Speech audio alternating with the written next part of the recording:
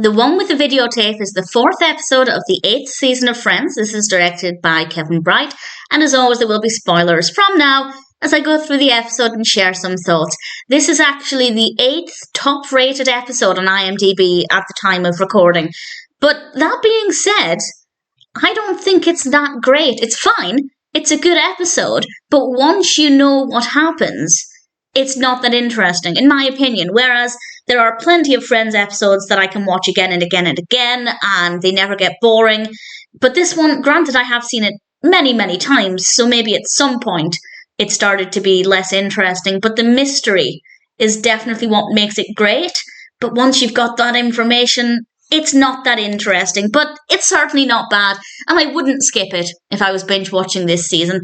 Most of it focuses on Ross and Rachel, and I'll talk about that in a moment. We do have a subplot involving Monica and Chandler. They're back from their honeymoon, and I think I said there'll be spoilers from now. If not, there will be spoilers from now.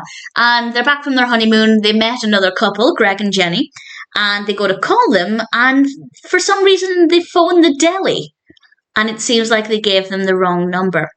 So Monica manages to track down the correct number, and they're trying to pick a date to meet up with them, and they're seemingly trying to not do that, and eventually they confirm a date. And it's fine as padding, it works well enough. The main story focuses on Ross and Rachel, and this is because everybody else wants to know what happened. How did Rachel become pregnant? And Rachel says, Ross comes on to me, and Ross responds by saying, that's a little misleading. And Ross starts to talk about who came on to who, and Joey corrects him whom, which I rather loved, and a sign of maybe how flustered Ross is. And Ross kind of blurts out, not meaning to, that he can prove it was Rachel who came on to him because he has it on videotape. And yeah, that atmosphere changed quickly. But we do find out why this happened, and this is because Ross had been alone, shall we say, for 6 months. So Joey told him this story that he could tell about backpacking, and it's supposed to make women want to sleep with him, but it's not working. So Joey suggests, why don't you videotape yourself telling the story, and then you can see what you're doing wrong or where you can improve things. And on the one hand, that's a smart idea, but on the other, that is horrible. I don't think anybody wants to see themselves ostensibly flirting. I don't think it's ever a good look, but nevertheless, not that there's anything wrong with it, but I feel like if anybody were to see themselves flirting, it would be really, really uncomfortable.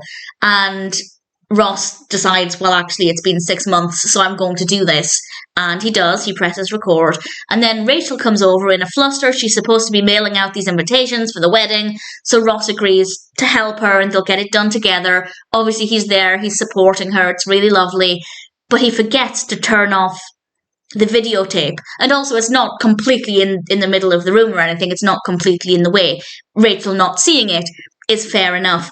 And of course, one thing leads to another. And I guess they decide it's okay to have sex in the room, even though anybody could walk in at any moment, as they often do in Friends.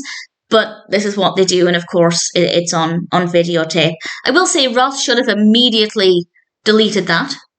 As soon as he realised what had happened, presumably once Rachel had left, he should have deleted it.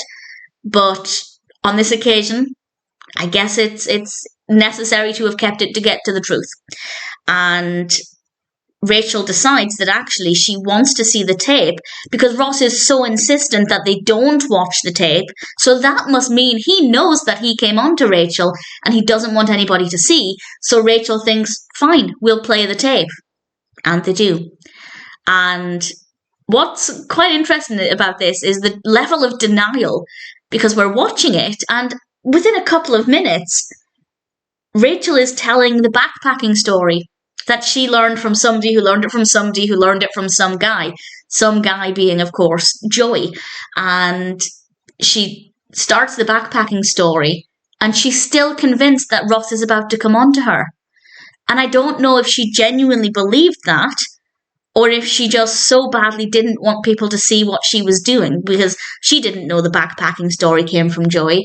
And I just love the fact that everybody was aware of this story and immediately knew that it was Rachel who came on to Ross. And I feel like that was a good decision as well, Rachel coming on to Ross. I feel like because Ross has spent so long chasing after Rachel, and also the fact that Rachel was in a vulnerable state at the time. She was very stressed. Everything was piling on top of her with what she was supposed to be doing for Monica's wedding.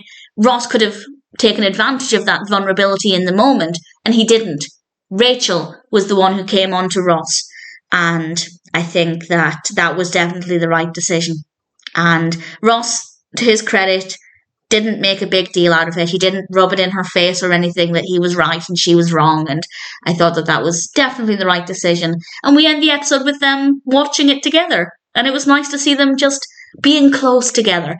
Because, of course, they're going to have to work together a lot in the future going forward. So definitely a good episode. There isn't anything wrong with it. But as I said, I feel like it's not as amazing the more you watch it. Because once the mystery is revealed, obviously that mystery is no longer there. But there's absolutely nothing about the one with the videotape that doesn't work well. Watching it for the first time, I imagine, would have been an absolute thrill. Watching it for the 100th time, not as exciting, but still very good. And ultimately, I can't fault it. The one with the videotape is still a decent episode of Friends.